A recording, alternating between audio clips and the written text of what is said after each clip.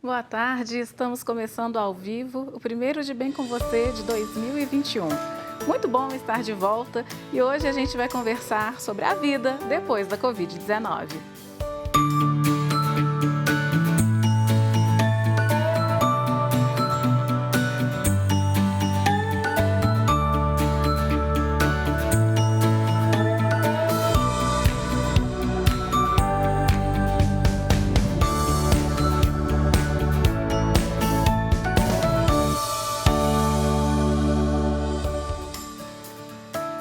Há um ano, o mundo virou de cabeça para baixo com a chegada do novo coronavírus.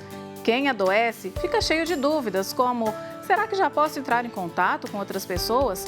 Corro o risco de me reinfectar? Quais cuidados devo tomar? E para responder a estas e outras dúvidas, nós vamos fazer um programa diferente hoje. Ao invés do convidado aqui no estúdio, um time de profissionais vai nos ajudar a entender o que acontece na vida das pessoas quando elas se recuperam da Covid-19. Só que antes da gente falar sobre as sequelas que a doença pode deixar, nós vamos ouvir o infectologista Estevão Urbano, que comentou sobre os riscos de viajar neste início de ano, tanto para quem já pegou a doença, como para aqueles que não se contaminaram. As viagens são atividades de alto risco para a contração e disseminação da Covid. A viagem tem todos os ingredientes para uma pessoa se infectar. Passagem por rodoviárias, hotéis, aeroportos, aglomerados, etc. E as consequências são muito claras, ou seja, um grande número de pessoas viajando e contraindo a doença fazem uma explosão dessa doença em uma localidade, seja uma cidade, um estado ou até mesmo um país. E lembrando que indivíduos que já tiveram Covid podem ter reinfecções e os mesmos também deveriam ter todas as precauções e evitar as viagens antes da vacina. Os reflexos disso estamos vendo agora, com um impacto em todo o país, no número de casos de internações e de óbitos. E, portanto, é fundamental que as pessoas mantenham-se mais desmobilizadas, evitem viagens para evitar o próprio adoecimento, mas também o adoecimento de outras pessoas. E se você quer participar do programa mandando a sua pergunta, é só passar um WhatsApp para a gente. O número é o 31 99642 8473. E a gente vai continuar vendo aí o que disse o doutor Estevão, a respeito das férias, dessas viagens, só que agora ele vai falar sobre as sequelas da Covid-19. Depois da Covid, o indivíduo pode ter diversos problemas, sejam problemas a curto prazo, como fadiga, perda de energia, dores no corpo, cansaço, etc., que tendem a serem normalizados com as semanas ou os meses. O certo é que muitas pessoas demoram algum tempo para voltar à normalidade.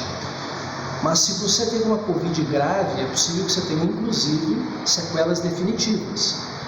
Fibrose do pulmão, insuficiência cardíaca, doenças crônicas do rim, etc.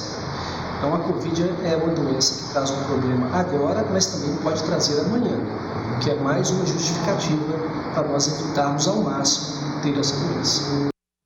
E depois de ouvir tudo isso, gente, fica essa reflexão: será que vale a pena correr tanto risco para ficar com sequelas, muitas vezes definitivas?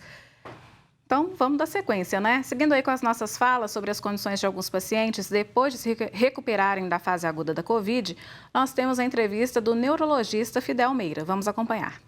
Os pacientes com Covid costumam apresentar dor de cabeça, costumam ter dor muscular, a perda do olfato e do paladar, que são muito comuns, como a gente ouve falar, mas existem situações que podem acontecer coisas até mais graves.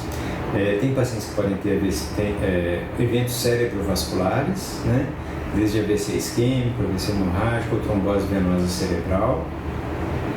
Existem eventos também inflamatórios do sistema nervoso central, como a mielite, encefalomielite, que são inflamações ali da medula ou do cérebro associadamente, tá? Só que a gente sabe que esses eventos são mais raros.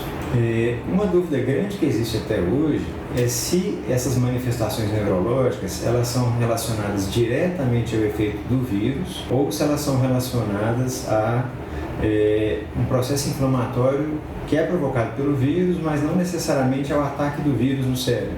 E uma outra condição que interfere também nessas doenças é justamente a questão de doença muito grave, né? Existe uma parcela de pacientes com Covid que precisa ser internado e alguns vão parar na terapia intensiva e vão passar por situações clínicas muito importantes. Por exemplo, se um paciente que teve Covid tiver um AVC, a gente vai investigar ele de cima e embaixo, como a gente faria com um paciente que tem AVC normalmente, e vai usar algum medicamento para poder prevenir a recorrência desse AVC. Uma outra coisa que pode acontecer também é aquela inflamação dos nervos periféricos que a gente chama de síndrome de Guillain-Barré. Normalmente ela é relacionada a uma resposta autoimune, né? O próprio organismo cria anticorpos que vão atacar os nervos periféricos. Se essa resposta autoimune foi gerada pelo Covid ou por alguma outra situação, o tratamento é o mesmo. A gente utiliza alguns medicamentos para bloquear esses anticorpos, como imunoglobulina. Não compensa passar esse risco, né? E com todas essas complicações que nós vimos até agora, os pacientes podem ter o que alguns especialistas chamam de Covid persistente, que é quando os exames não detectam mais a doença, mas no organismo as sequelas atrapalham a retomada da rotina anterior ao adoecimento.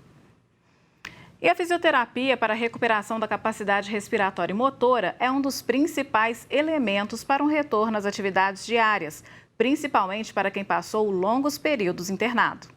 O processo da doença, ele debilita, dessa doença grave, ele debilita e traz uma perda grande de funcionalidade.